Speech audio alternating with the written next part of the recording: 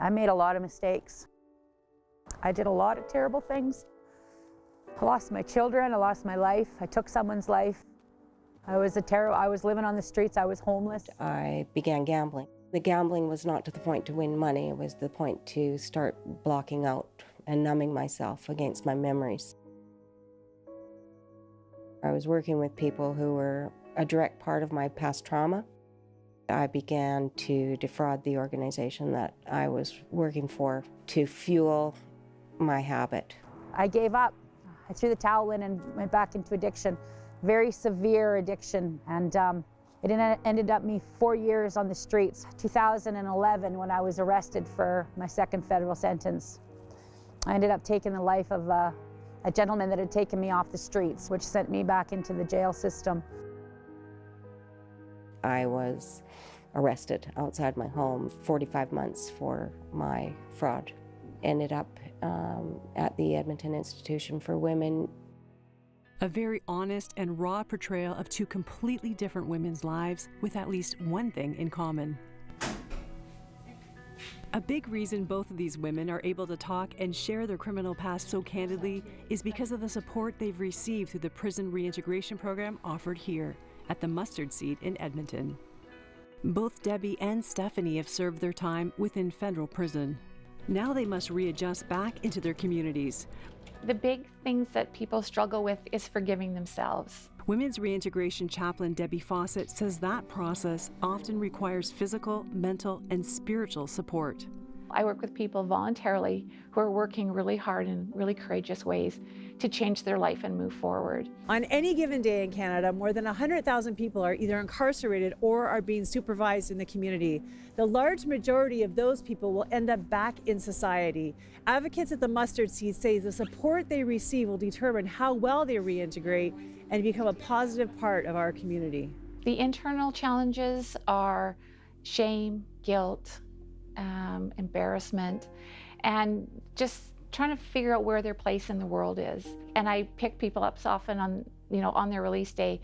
We'll go to get some groceries and they'll just feel like everybody just can take one look at them and tell that they just got out of prison. So there's those internal kind of challenges that people face, and then there's the external ones. So if you get out on day parole, you're going to live at a halfway house, so your accommodation is cared for. But where are you going to live if you're getting out on your statutory release or full parole? Where do you live? If you haven't been working, where do you come up with money for first month's rent and damage deposit? Those are really big hurdles when you're just getting started. Oh, it was hard. When I got out, I couldn't find a job. I applied everywhere. Tell me how you've seen this program change people's lives. Well, so many faces flash through my head. I'm no angel, but when people call you their angel, like, they're just acknowledging that there's been something spiritual happen, that what you've given them is sort of maybe beyond that shirt that you helped them find, but that your presence in their life has meant something to them as a person and has maybe in some way contributed to them having hope, or maybe added to their resiliency because there's something else besides them that they can draw on. And she said, can I pray for you? Or I might have said, I need you to pray for me at that time. And it was like the weight of just finding somebody who was there. I said, Deb Fawcett, will you pray with me? And she did. She sat in that VNC and she prayed with me. She didn't know me. She didn't know my story. She just prayed.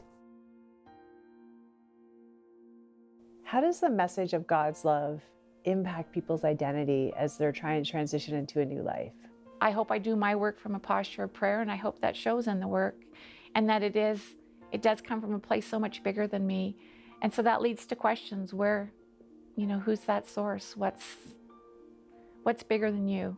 And I think that's how we share the message of faith and the good news of the gospel. And then she taught me to pray for others through the reintegration program. So it was a constant process, and we're we're praying for help, and we're praying for forgiveness, and we're praying for this type of thing. Surrounding myself with people that just taught me that I'm loved and that I am worth it. That's how I regained my identity. And also, I believe that within me is the greatest desire to help other people, the people that are still suffering in addiction and homelessness. And I think that's where my identity comes from also. The fact that I want to take all these things that have happened to me and just show people how God can transform you, and by not slipping back into addiction. Well, people change. Don't ever think people don't change. We made bad choices and we ended up in jail, but that doesn't necessarily mean we're bad people. We made bad choices, and people can change.